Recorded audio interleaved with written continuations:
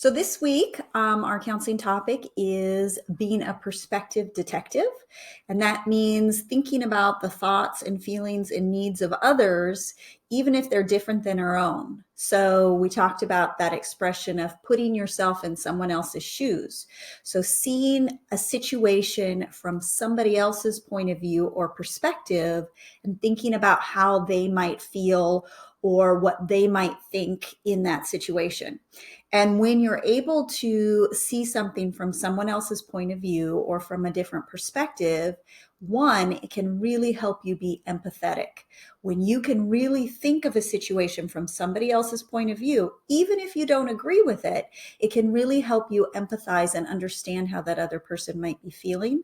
And it also really helps you be a good problem solver, because when you can see something from somebody else's point of view or someone else's perspective, then you can think of ways to solve that problem that are going to make both of you happy, instead of just seeing it from your point of view and suggesting solutions that work for you. And so being able to see things from other people's points of view is a really important skill to have. So the first thing, and somebody is saying, hi, we just got a new kitty and she is bombing my video. So that's Monkey. Everybody say hi. I'm going to put Monkey on the floor. All right. I wonder if any of you have gotten new pets. If you have, I think you're pretty lucky. We are pretty happy with having a new cat at our house. So back on track though. So in your packet that I sent home, on the first page, it had these two little cartoons, and I show these to my fifth graders every year. And I really think they are a great example of looking at things from different perspectives. So the first one shows a person who's been stranded on a little desert island, and he sees someone in a boat and he thinks he's saved. He says, boat. He's so excited because for him, that's being saved. He can get off this island. And then you see someone from the boat's perspective, and he's been stranded in this boat floating in the ocean forever, and he finally sees land, and for him, he sees that is saving him, and he says land. And so they're both right. Neither of them are wrong, and they have completely different perspectives. And it's kind of funny because neither of them are saved at this point. And then the other one I find really interesting. No matter how long I look at it, it still really blows my mind. So we have two people who are standing on opposite ends of a woodpile, and they see completely different things. The person on one side, on this side, sees 4 pieces of wood, and the person on this side sees 3, and they're both right.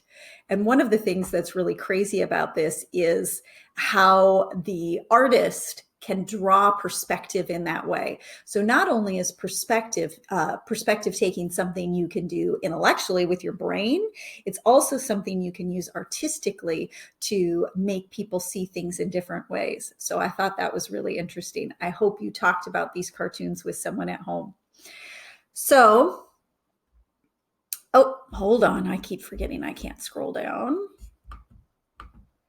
So here is the pages in your packet, and I did the first one for you. What I wanted you to do is think of something you might have done to somebody else, and then put yourself in their shoes and think, what could they be thinking about this situation that might be different than my perspective? And so I did the first one for you, and the first one says you interrupt your partner when he's trying to talk. We've all probably done that. Because we're thinking about what we have to say and not what the other person has to say. And so what I wrote in the other person's thought box is, I want to share my idea, and this is frustrating. So when you interrupt other people, it can make other people really frustrated. And so the rest of them, I wanted you to do on your own. So the next one says, you laugh at someone when they trip. And that's kind of that human reaction of somebody trips, they falls, things fly everywhere, and it looks kind of comical. But it's not a movie, it's real life, and somebody could have really gotten hurt. So what might the other person be thinking? They might be thinking, oh, that really hurt. They might be feeling really embarrassed. So in this word bubble, Write the thought bubble, write down what you think that other person might be thinking and feeling if you laugh when they trip. The next one. Now, remember, all of our actions aren't negative. Sometimes we do positive things. Hopefully, most of the time we do positive things. And so this one, it says, you tell someone that you like their new shoes. You give somebody a compliment. So how do you think other people feel when you give them compliments?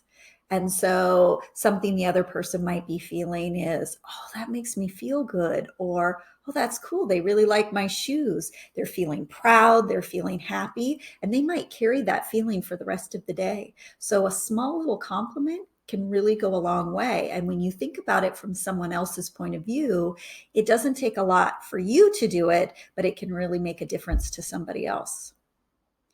Okay. And then the last page, the first one says, you yell in someone's ear at recess. And I bet a lot of you have done that, where you're not trying to be mean, you're just playing, you're getting really silly, and you're kind of going too far. So how might the other person feel when that happens? They might think, ow, or that's obnoxious or annoying, or I don't want to play with that person when they do that. So thinking about how your actions affect other people can really help you maybe make some different choices. So not only being a perspective detective help you be empathetic and a good problem solver, it can help you change some behaviors that may be making it hard for you to keep friendships or get along with other people. The next one is another positive one. You invite someone new to sit with you at lunch. Think about that new person standing in the lunchroom, feeling really nervous and not sure what to do. And if somebody comes up and says, hey, do you want to come sit with me? Think about from their perspective what their thoughts or feelings might be. They might be feeling relief. They might be feeling welcomed. They might think, wow, this is a really nice school, or I'm having a really good first day of school. And they could feel a lot differently if people made different choices. The next one, you make a silly face when someone got an answer wrong. So that sometimes happens in class. Somebody says something wrong or something you think is funny, and you just kind of react with your body. You may not say anything, but you kind of react. And think about if that other person sees you make that face or react, think about how that might make them feel or what they might think. So they might think, oh, that was dumb, or, oh, I shouldn't say anything, or they might feel really embarrassed. So controlling your own reactions is really important, and being aware of what you do and how that affects other people is really important. Next one. Oh, this is the worst. You are lining up and you start talking in line. And so the teacher makes the whole class go sit down. Has that ever happened to you, where you make a mistake or a bad choice and the whole class gets consequence because of that? Or maybe at home, one of your siblings or you do something and your parents say, okay, that's it, we're turning off the Xbox or the TV, or no more movie, or everybody go back inside, and so everybody gets in trouble because of one person's bad choice. So think about how the other people might be feeling if you make that bad choice and they get in trouble. So could they be feeling like, this isn't fair? Why can't they just follow the rules? So think about the other person's thoughts and feelings and write it down in that word bubble.